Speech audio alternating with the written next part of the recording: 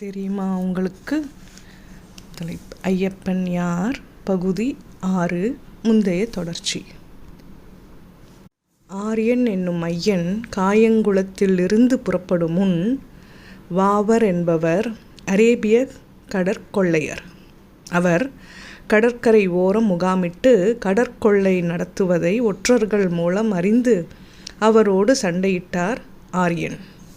கடற்கொள்ளையனான வாவர் ஆரியனோடு சண்டையில் தோற்றார். தோற்றவர் ஆரியனின் நண்பரானார். தனது படைகளை ஆரியனின் படைகளோடு இணைத்து ஆரியனுக்கு தோள் கொடுக்கும் நண்பரானார். பந்தள மன்னரின் சம்மதத்துடன் பல ஊர்களில் கூட்டங்களை ஏற்பாடு செய்தார். ஆரியனின் போர்ப்படையில் கொச்சுக்கடுதா வாள் சண்டையில் வல்லவராக இருந்தவரை அந்த வாள் சண்டையின் தலைவராக ஆக்கினார்.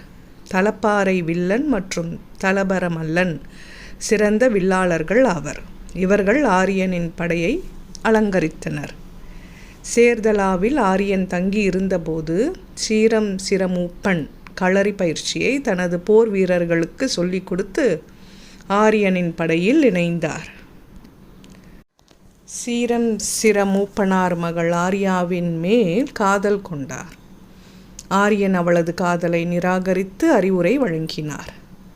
தனது படை வீரர்களோடு உதயணனை எதிர்த்து போருக்கு அழைத்தார். அந்த போரில் உதயணனின் வெற்றி வாய்ப்பு அதிகமாக இருப்பதைக் கண்டு பின்வாங்கினார்.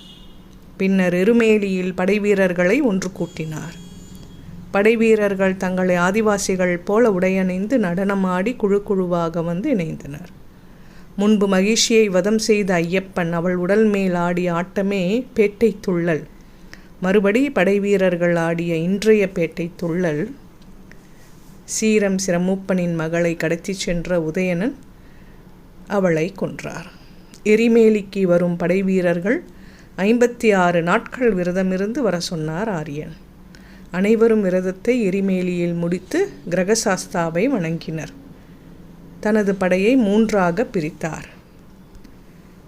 வாபர் தலைமையில் அலங்கார யோகம் எனவும், கடுதாவின் தலைமையில் அமல்புழா யோகம், வில்லன் மற்றும் மல்லன் தலைமையில் பந்தள யோகம் என படையை பிரித்து படையின் மையப்பகுதியை தான் வைத்துக்கொண்டு உதயணனை தேடத் தொடங்கினர்.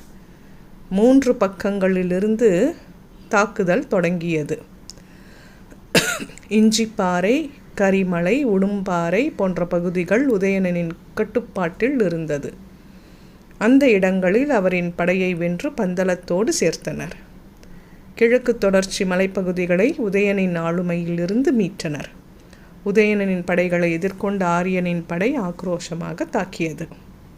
கரிமேலை கோட்டையில் உதயணன் கொச்சுக்கடுதாவின் கைகளால் கொல்லப்பட்டார்.